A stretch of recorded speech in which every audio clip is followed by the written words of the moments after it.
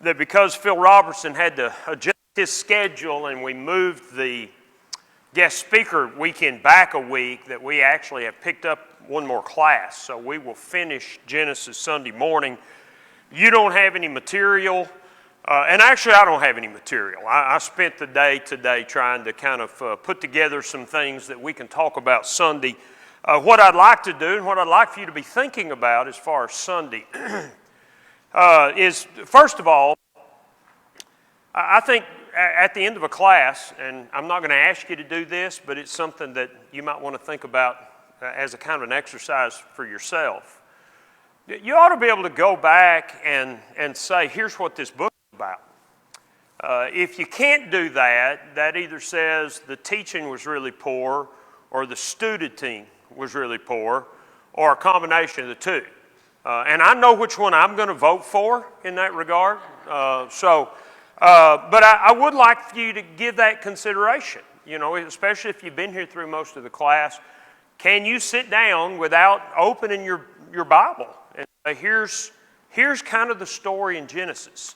That's what you need to be working toward. And then the second thing I would ask you to do for Sunday is, what did you get from this study, from going over this story again at the beginning of the Bible?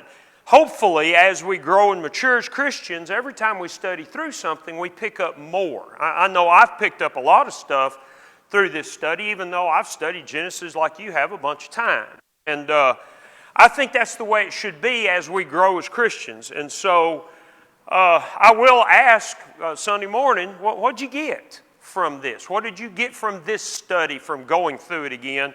And then what I'm going to do is just offer a kind of overview.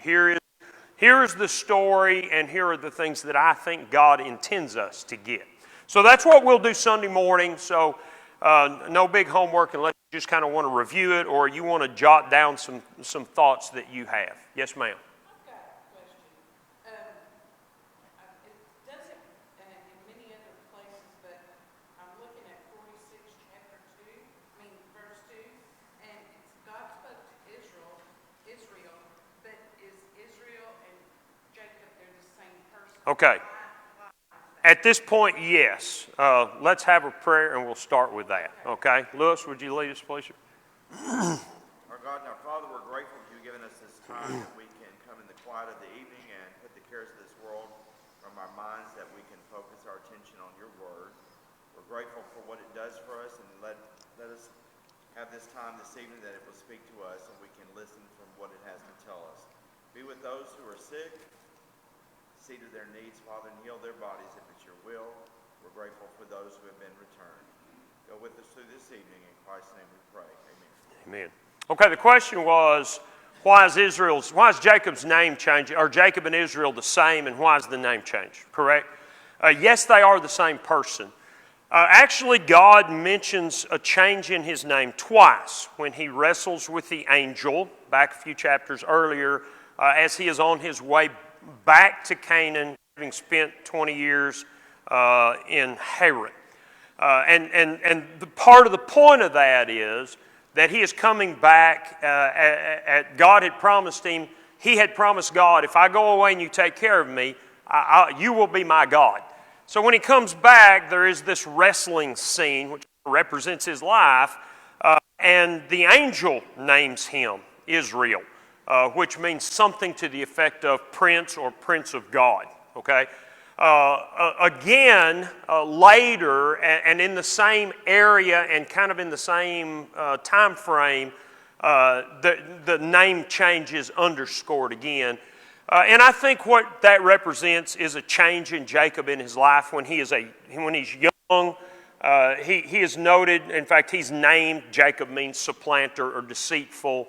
And as he grows in faith, his is a story of really complete change from someone who appears not to be much of a believer in God to someone who's a follower of God.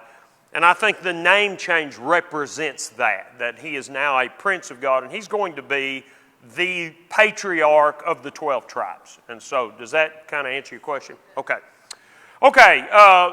If you look at the last question in the lesson prior, which would be number 11 in lesson number 20, And I mentioned this Sunday that we would start right here. Joseph's brothers have come back. They've had their reunion. And Joseph sends them back home to bring Jacob and Benjamin and the whole family. So the question in number 11 is, why did Joseph insist on that? Now, I think this is important to consider. Anybody? Yeah, because he tells them that, this famine, you've been here twice now, and this famine's going to last another 5 years. And as we go forward in these last couple of chapters, we see the intensity and severity of it. So Joseph sees himself as delivering his family. In fact, he makes that point several times to his brothers. God sent me here ahead of you to deliver you. Pharaoh's reaction to the plan is what?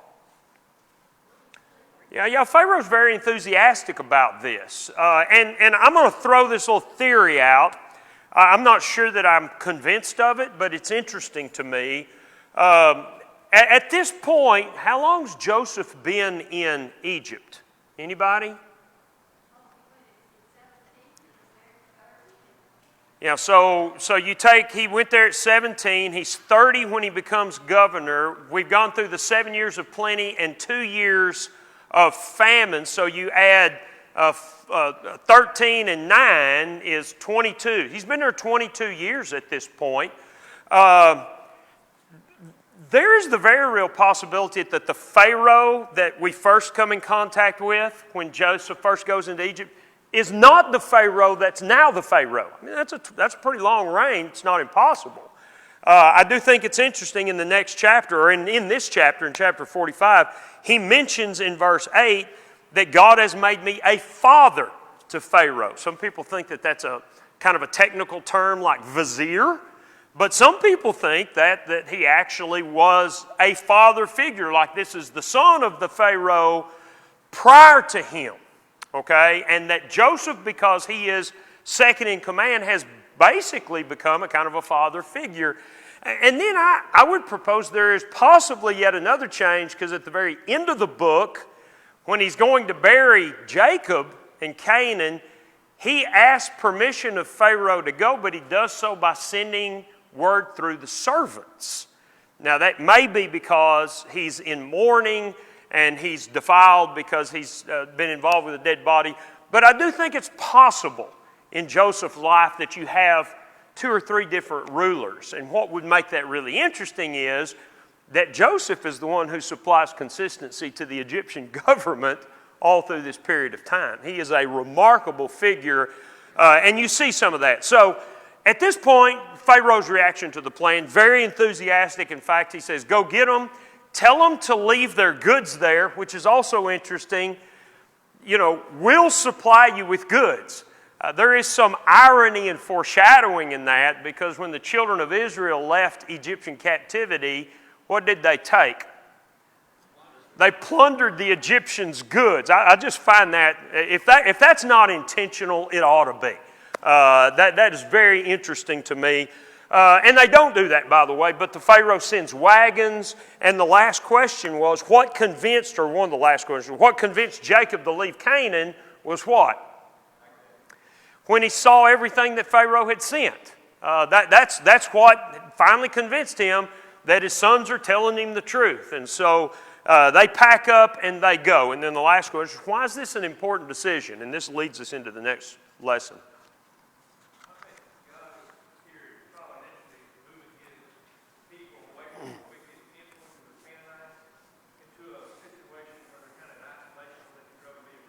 Yeah, I think that's exactly right. And that's what God's going to tell Jacob basically in the next chapter.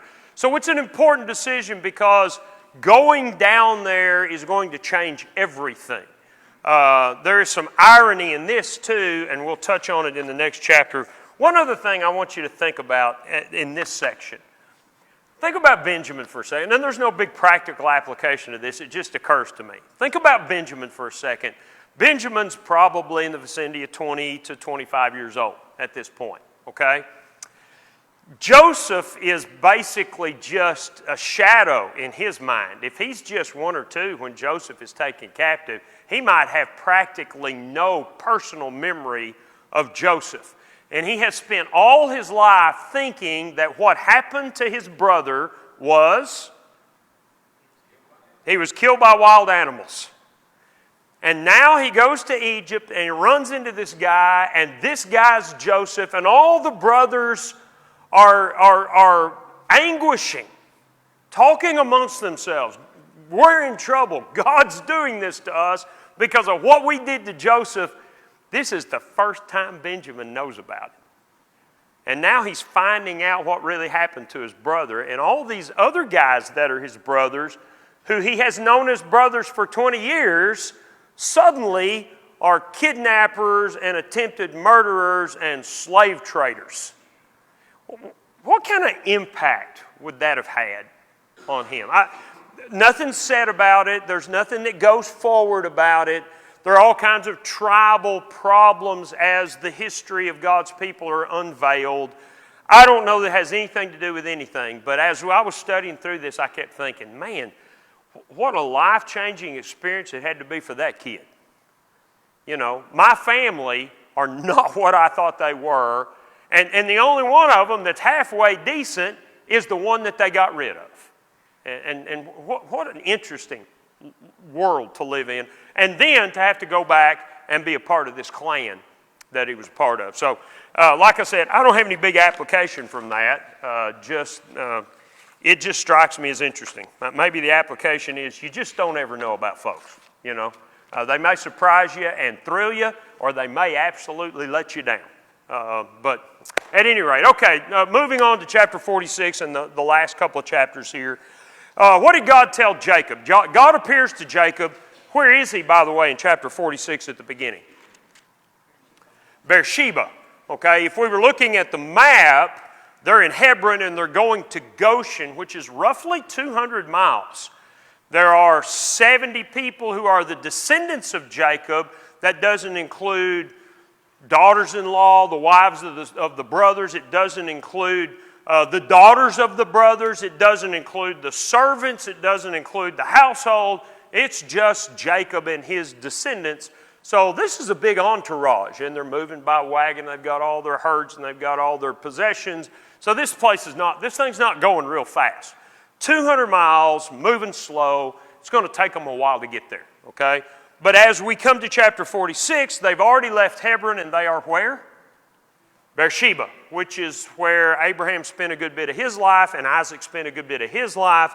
In fact, Isaac had built an altar there. And we see that Jacob, Israel, sacrifices on this altar, if you'll notice in verse 1, which probably accounts for God's appearance to him. Why do you think Jacob is offering a sacrifice? Now, he may have done it regularly. We don't know much about the day-to-day religious activities of the patriarchs. We just don't. We know that he's offering a sacrifice now. Why do you think he might have been doing that?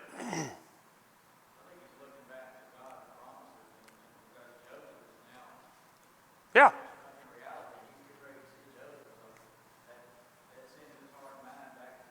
Okay. Anybody else? There's a yes, ma'am.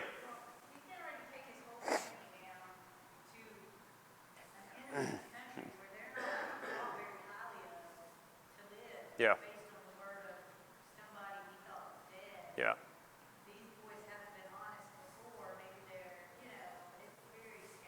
There's a lot going on in Jacob's mind.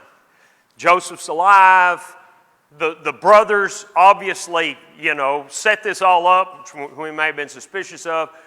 God has delivered Joseph. God is delivering us from this. God's moving us to Egypt. What's ironic about that? Yeah, Abraham and Isaac were both warned against going to Egypt, and now I'm supposed to go to Egypt. Don't you know there's a lot on his mind right now? I'm the patriarch of this clan. What should I be doing?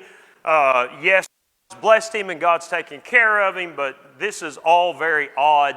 And it's no surprise then that God appears to him in verse 2. And what does he tell him? Yeah, don't be afraid. Go on to Egypt. I'm going to go with you, and I'm going to bring you back. Okay? In verse 3, God makes it very clear why he is to go.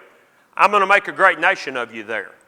As Larry mentioned a minute ago, they're going to get away from the Canaanites. We already know that Judah was involved and started a family with a Canaanite woman. We will learn later, if you look very carefully at one of the genealogies, Simeon had also taken a Canaanite wife. One of his children is addressed as the son of a Canaanite woman. So there was already some of that kind of interaction going on. I agree with Larry. I think God's taking them away from that. They go to Egypt. The Egyptians don't want to have anything to do with shepherds or herdsmen. And so they're going to live in isolation. And for the next several hundred years, they're going to become truly a numerous people and not have to worry about intermarrying as much with the Egyptian population as would have been the case with the Canaanite population. So the unusual thing about the command is that God had warned Abraham and Isaac both, do not go to Egypt. And now go to Egypt. And you know that Jacob had to have known that history. So this is an interesting circumstance at this point. But God tells him to go down. One other detail he offers, how long is he going to stay there? What does God tell him about the duration of time he's going to be in Egypt? Look at the end of verse 4. Yeah. When he says, and Joseph will put his hand on your eyes, what that means is he will close your eyes when you die. You're not coming back. The family will, but you won't. Okay? So if Jacob was entertaining, okay, we're going to go down here for a few years and escape the plague or the famine and then come back, God says, no, that's not what's going to happen. Okay? So that takes us to number 2. How many descendants of Jacob went down? I've already answered this one. 70 if you count Joseph and his sons. Okay, the total number that we're given at the end of verse 27 is 70. That's all the persons of the house of Jacob that went to Egypt. But if you go back to verse 26, it's 66 persons if you're not counting Joseph and his boys. And I think that doesn't account Jacob. Would be the fourth of the 70. So there's 70 that go down. And where do they settle? They settle in Goshen. And now I'll have you notice in this section, Goshen is mentioned very prominently. Chapter 45, verse 10, chapter 46, verse 28, 46, 34, 47, 6, 47, 11. Every time they're talking about going to Goshen. And why Goshen?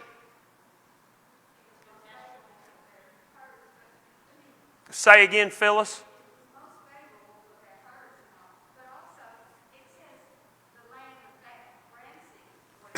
Okay, hang on to that thought. Suzanne mentioned something about pasture land. Did I hear that right? It's noted as the best of the land. It's in the Nile River Delta, and so the chances of it being pasture land is much greater than being right on the main river. It's mentioned as in chapter 45, verse 11, as the city of Ramses, although I propose the city of Ramses hasn't been built yet. So why is it called near the city of Ramses? Huh?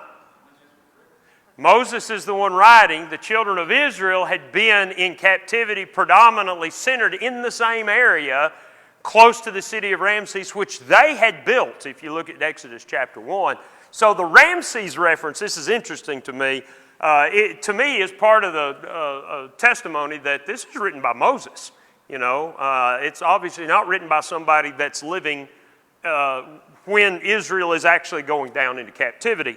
But it is the best of the land, the fat of the land. And Pharaoh is also the one who says, yes, by all means. You know, why is Pharaoh so in favor of that? Yeah, all of this says much about Joseph, okay? The kind of influence that Joseph had on that nation in that time is really impressive. And apparently for most of his life, he was held in great high regard. When Jacob dies, Jacob's funeral is essentially a funeral that would be on a par with what happened when Pharaoh died. Okay, and so all of this because of Joseph's influence, quite interesting to me. Okay, number 3, who from Joseph's family met with Pharaoh? Who met with him first? 5 of the brothers. We have no idea which ones. I'd love to know which ones and why. But 5 of the brothers met. And what's the point of that meeting? What did Joseph tell them to tell Pharaoh? Yeah, when he asks you what you do, what's your occupation, tell him we're herdsmen and that we'd like to go to Goshen. And he's going to say, great, go to Goshen. It's favorable land. Also, what does Pharaoh ask of these 5 brothers?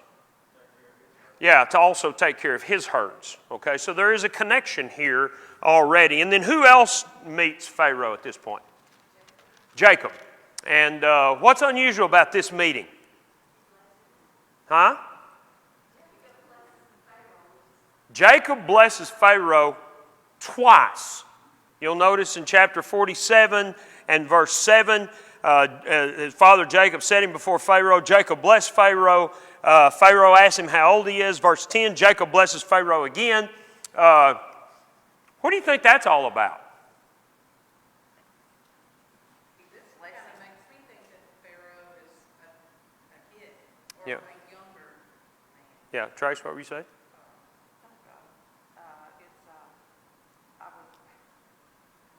He's blessing those that have blessed his family. Pharaoh took care of Joseph. Okay, well, that's a good point. It does go to the Abrahamic promise, I'll bless those who bless you. What struck me first was also, this may well be indicative of age. You know, the only question that's recorded is, Pharaoh asked Jacob how old he is. And Jacob goes, well, I'm 130. And notice the description. I'm 130 and it's really been a stinky life. You know, few and evil have been the days of the years of my life, and I haven't lived as long as my ancestors did. I'm not sure how Jacob could be griping too much at this point, but he is. But it does make me wonder if Pharaoh is young. It does kind of fit the picture, perhaps, if Joseph was kind of the father figure to Pharaoh, and now here's Joseph's father and the young king. Don't put that down as gospel. That just strikes me. And it may say much, though, in this next chapter about Joseph's dealings with the people. Dennis? Yeah, I agree. God said He's going to bless us and bless them. And with Jacob, He does it. That's a two-way street. Yes. He's thankful for Pharaoh, and has enough respect for Joseph that he honors his father. Yes. So, what then does, what's the outcome of this? Well, the family was situated in Goshen like they asked. I want you to notice verse 11. Do you see anything in verse 11 that jumps out at you as significant besides Goshen mentioned, Ramses mentioned? That's not what I'm looking for. Anything else there that you think, oh, I hadn't thought about that? Nope, that's not what I'm looking for. I'm sorry, Phyllis. Now, still not what I'm looking for. What does Joseph do for him? Yeah, he gives him a possession. Okay? I think why that is significant is because before the chapter's over, who's going to possess land in Egypt? Pharaoh and Pharaoh's priests and the Israelites. Okay? Essentially, before this story's over, Joseph's going to buy up all the land in Egypt. And yet the children of Egypt have a possession in the very best of the land. You know, we don't talk much about why the big shift in attitude between Genesis and Exodus. You read Exodus chapter 1 and all we're told is a Pharaoh came along that didn't know Joseph, and he was scared because the children of Israel were growing in population. Well, let's also think about the fact that they are growing in population and they have a possession and the government has been taking care of them and they are prospering. Okay? I mean, you know as well as I do, if you just look around at the way the world works and the way politics work, there's more going on than some new king who just didn't think as much of Joseph as the previous kings did. Okay, especially with the history that the Egyptians, the meticulous history that the Egyptians kept.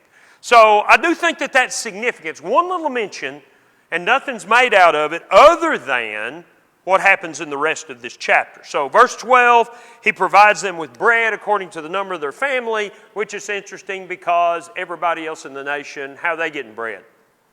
They're buying it. They're selling everything they have to eat. And Joseph's family out there just waiting for the gravy train to come by. So appreciate the kind of attitudes that might create in the nation. Okay, number 4, how did Joseph come to bring all private land into Pharaoh's possession? It's an interesting story, and the only thing I can make of this, there's 2 things. Part of this is going to have repercussions all the way down to the time of Moses and the children of Israel. Okay, when you get to the very end, and you look at verse 26, Joseph made it a law over the land of Egypt to this day. So why is it that the Egyptians give 20% to the government? Because of our ancestor. That's why, is what Moses is saying. So what happens is, it's second year of famine, third year rolls along, still don't have any new crops, and so people are buying their food, and then the money runs out. What's next? Okay, we'll give you all of our basic possessions. We'll give you all of our livestock. It's what we have. So Joseph says, okay, I'll take it. Sends them home. Next year rolls around. All that's left is the land. And so Joseph essentially takes all the land in verse 19. And I tell you, this is kind of interesting. Verse 18, there's nothing left in the sight of my Lord but our bodies and our land. Why should we die before your eyes, both we and our land? Buy us and our land for bread. We and all our land will be servants of Pharaoh. Give us seed that we may live and not die, that the land may not be desolate. So Joseph bought all the land of Egypt for Pharaoh. Every man of the Egyptians sold his field because the famine was severe, so the land became Pharaoh's. As for the people, he moved them into the cities from one end of the borders of Egypt to the other. Long before the children of Israel were slaves to the Egyptians were slaves to Joseph. And I find that kind of ironic that those kinds of things you just kind of pass over. And yet, the children of Israel who are originally reading this have to go back and think, hey, the roles kind of got reversed here, didn't they? When God took us into the land, we were sitting on the top of the totem pole. And here we are 400 years later, God's taken us out. Why wouldn't we think that God's going to do for us just exactly what He said? Look what He did in the past. Again, to me, the primary or the first application of Genesis has to be to the children of Israel that Moses is writing for. And that's very, very powerful to me. So, what eventually was the long-term impact? Well, we've already mentioned Joseph then gave them seed to sow their fields, and they kept 80%, and 20% went to the government. They basically become sharecroppers. The entire nation are sharecroppers, is what happens. And that accounts for the domination of the land of Egypt by the Pharaohs for years and years and years and years to come after this because of Joseph. Okay? So that takes us to the end of chapter 47. Verse 27, Israel dwelt in the land of Egypt in the country of Goshen. They had possessions there. They grew and multiplied exceedingly. Please pay attention to that verse because I think that sets the stage then for Exodus. Okay? How long did Jacob live in Egypt before his death? 17 years. How old would this make Joseph when Jacob dies? Anybody try to kind of think that through?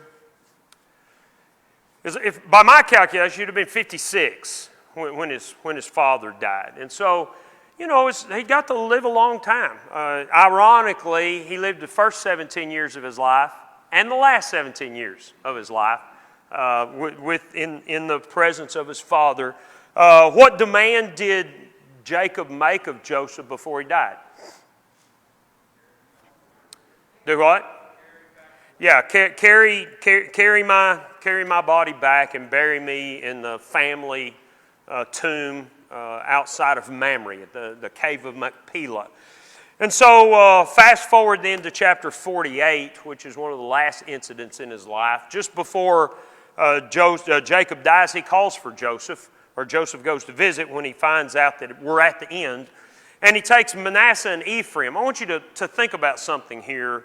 Manasseh and Ephraim were both born during the 7 years of prosperity.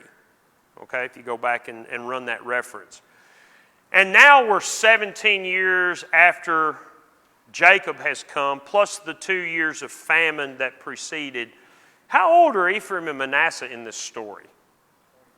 Yeah, they're in their early 20s. Now, all my life, because I never stopped and thought about doing all the numbers, I've got, here's old blind Jacob, and here's little Ephraim and little Manasseh, and Joseph's pushing them forward, and he's crossing his hands. They're not little kids, okay? They're grown men at this point. So please appreciate that. With all of the brotherhood rivalry, all the firstborn, older, younger, elder, junior, however you want to look at all that. This is kind of fascinating to me. We're not told about the impact that it has on these boys. But the demand that he makes, the unusual things that he does at this point are, we always think of, what did he do for Ephraim and Manasseh when he put his hands on them? Yeah, he reversed the order of the blessing, which is the same thing that happened to Jacob, only by his deceit.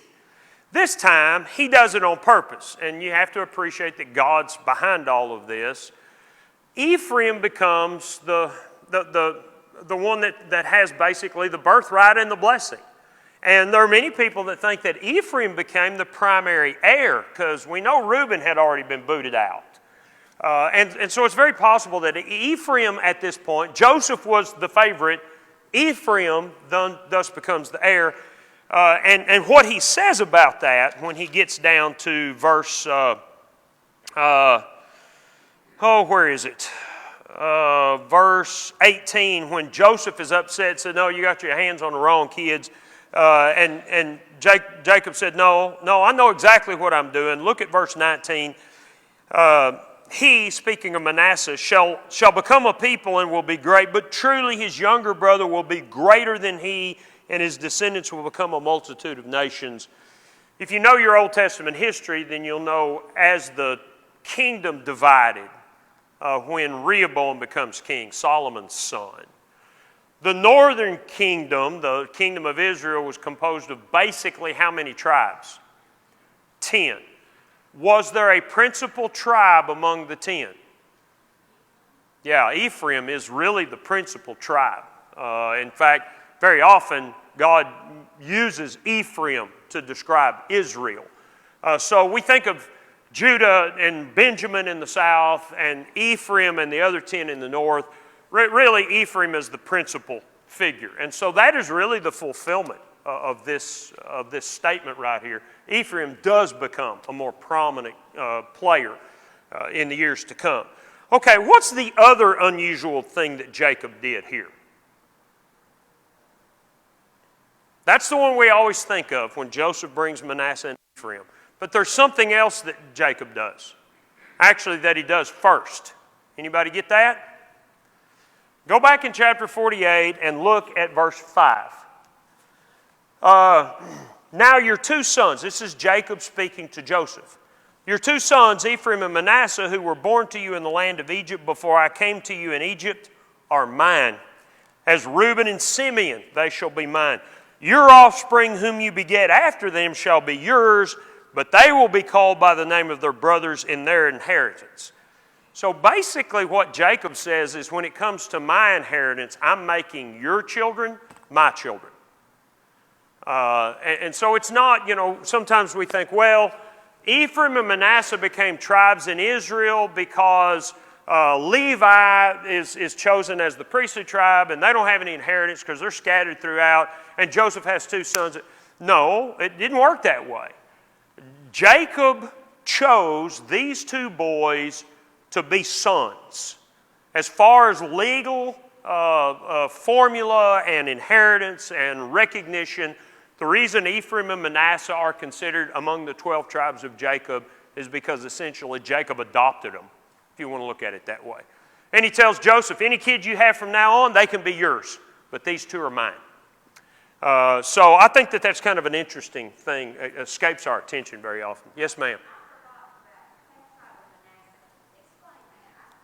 The half tribe of Manasseh, when they inherited the land, Reuben and Gad wanted possessions on the east side of the Jordan River because Bashan was good pasture land, and they were, at that point, had great herds.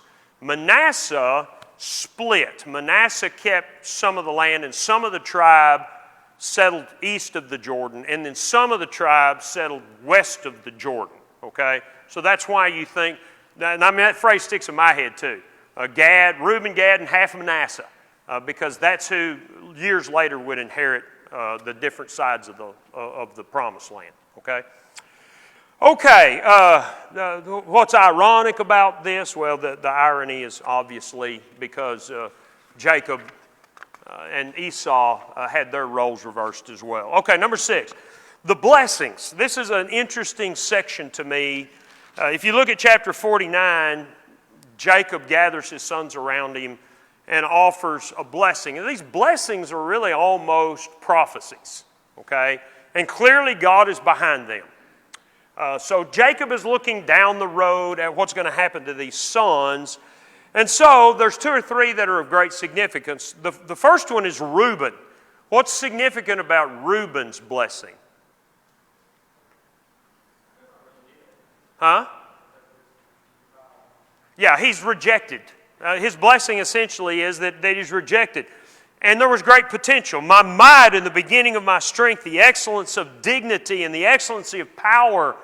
You know, I had such high hopes for you. You were my first son. I just knew the kind of kid you were going to be. And yet, what I got was unstable as water. You won't excel because you went up to your father's bed. So essentially, he's still a son. He's still one of the tribes, but he is no longer blessed as the firstborn.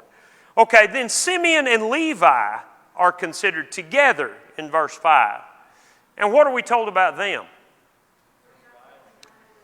Yeah, they were marked by their violence, both towards man and animal. Why?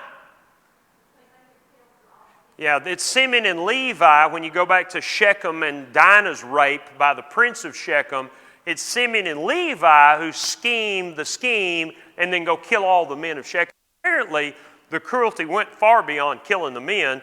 The idea of hamstringing an ox, most scholars say, yes, it's in the singular, but it's a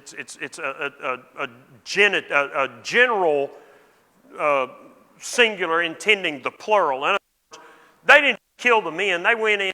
They didn't necessarily kill all the animals, but they were brutal toward them. And so what Jacob sees in these 2 boys is just violence and cruelty. And so much so that he says, don't let my soul enter their council. Don't let my honor be united to their assembly. First, verse 7, for their anger, because it's fierce. And look at the end. I will divide them in Jacob and scatter them in Israel. What happened to the Levites? They were scattered throughout all the tribes. Now, interestingly enough, God chose them as the priestly tribe, mainly because of Moses and Aaron, but they are scattered through. What happened to Simeon? Anybody know? Simeon doesn't figure much. In fact, Simeon's hardly ever even mentioned. If you look at the tribal inheritance, Simeon received their inheritance down below Judah in the very south. And as time goes on, Simeon's just kind of absorbed as a tribe. It almost loses its tribal identity altogether as time goes along. And so they'll be divided and they'll be scattered. Okay? And then Judah. This is interesting as well. How is Judah designated? Yeah, as a line. And obviously there's a messianic reference. If you look at verse 10, the scepter shall not depart from Judah, nor a lawgiver from between his feet until Shiloh comes. To him shall be the obedience of the people. And then he talks about his blessing, the blessing of the vine, etc., etc. Clearly, this is looking forward to David and Solomon and the kings of Judah and ultimately to the Messiah. So this is one of the early, very clear messianic references we have. Here's what's fascinating about that. Up till now, why has Judah been prominent in the story? What has Judah done? Huh? Okay, well, he slept with his daughter-in-law. Accidentally, he thought she was a prostitute, okay? But, I mean, he's married a Canaanite woman. He has these ungodly sons, two of whom God's responsible for taking. What had he done before that? Yeah, he's the one that says to his brothers, oh, let's don't kill him, let's sell him. We can't get anything out of killing him. Let's sell him. But when they get down to Egypt, what does Judah do? He's the one who speaks for Benjamin to his father. He's the one who offers himself as a sacrifice for Benjamin before Joseph. It strikes me, and this is just my impression, that you see a big change in Judah as his life goes along. And he becomes the man who is the real leader among the sons, okay? We'll touch on these last questions or two Sunday morning, and then we'll kind of do our little review, okay? Thank you for your attention.